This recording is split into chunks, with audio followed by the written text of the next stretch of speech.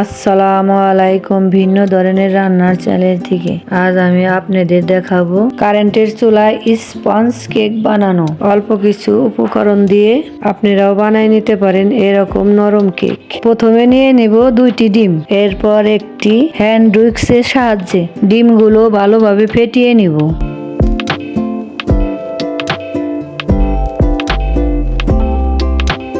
কিছুক্ষণ ফেটিয়ে নেওয়ার পর এর মধ্যে দিয়ে দিব 1 কাপ চিনি অল্প অল্প করে। এরপর ভালোভাবে মিশিয়ে নিব হ্যান্ড উইক্স দিয়ে। এভাবে কয়েকবার অল্প অল্প চিনি দিয়ে মিশিয়ে নিব।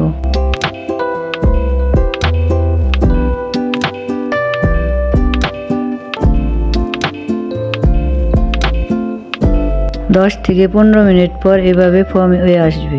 এরপর এর মধ্যে দিয়ে দিব ইয়েলো ফুড কালার। আপনারা চাইলে এটা স্কিপ করতে পারেন, দেখার সৌন্দর্যের জন্য আমি ইয়েলো কালার দিয়েছি। এরপর শুকনো উপকরণগুলো চেলে নেব। 2 কাপ ময়দা আর বেকিং পাউডার 1 চামচ।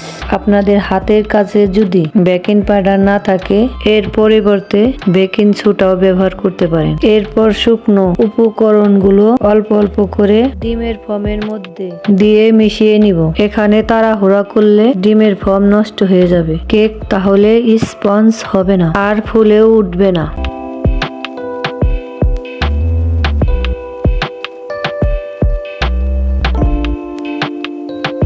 এরপর একটি পাত্রে তেল ব্রাশ করে নিব।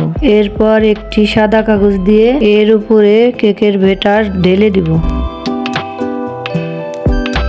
এরপর একটু টেপ করে নেব। চামচ দিয়ে আস্তে আস্তে নেড়ে নেব যাতে ভিতরে কোনো বাবল না থাকে। এরপর একটি প্যানের মধ্যে স্ট্যান্ড দিয়ে গরম করে নেব। এর উপরে বসিয়ে দিব কেকের প্যান। 10 থেকে 15 মিনিট জাল করে নেব।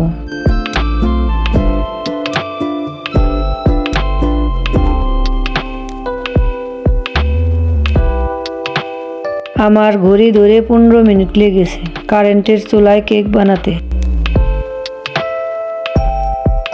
দেখতেই পারছেন কতটা স্পঞ্জ হয়েছে। আপনারাও চাইলে বানিয়ে নিতে পারেন কারেন্টের চুলায় এরকম নরম তুলতুলা কেক। বিশ্বাস করেন ভাই ও বোনেরা, কেকটি খেতে অনেক মজাদার ছিল।